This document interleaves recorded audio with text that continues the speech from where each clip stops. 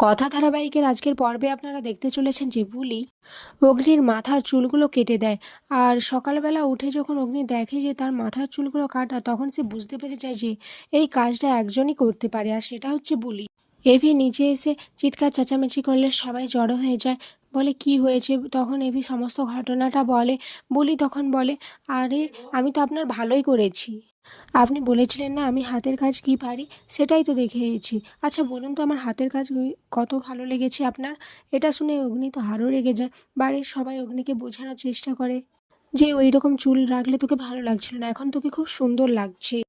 অপরদিকে রিচা তার বাবাকে বলে, আমরা এখনই প্রান্তিকের সাথে কিছু ঝামেলা করতে পারবো না, কারণ প্রান্তিক আমাদের একটা টোপ। ও ছাড়া আমরা গো ফার্মাতে ভালোভাবে কাজ করতে পারবো না, আর এই গো ফার্মা থেকেই আমাদের সমস্ত কাজগুলো করতে হবে। যদি কোনোদিন আমরা ফেঁসে যাই তাহলে আমরা কখনো ফাঁসবো না, যা যাবে সবাই গুহদের যাবে। কথা কলি গুহর ব্যাপারে আমি অনেক শুনেছি, তাই যদি আমরা ফেঁসে যেতাম ওর কারণে, ও যদি আমাদের পথের কাঁটা হতো, তাই ওকে আগে আমি সরিয়ে ফেলেছি। কিন্তু কথাকে সরিয়েও আমার শান্তি হয়নি, এবার আমাদের ওকে অগ্নিকে সরাতে হবে। কিন্তু এই বুলি বলে মেয়েটা বারবার আমার পথের মাঝখানে চলে আসছে।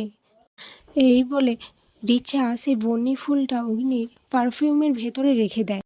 এদিকে বুলি ভাবতে থাকে, আমি পাচক মশাইয়ের চুল কেটে দেওয়াতে উনিও খুব রেগে গেছেন। তাহলে ওনার রাগ কীভাবে কমানো যায়? যদি আমি একটা সুগন্ধি বানাই, ওনাকে যদি আমি একটা সুগন্ধি গিফট করি, তাহলে তো উনি নিশ্চয়ই খুব খুশি হবেন।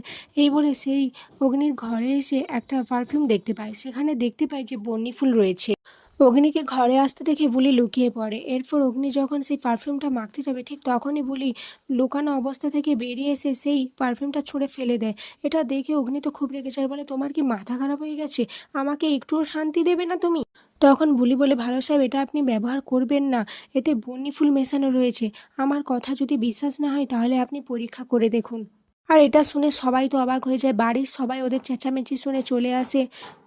আর এখানেই আজকের পর্ব শেষ হয়ে যায়।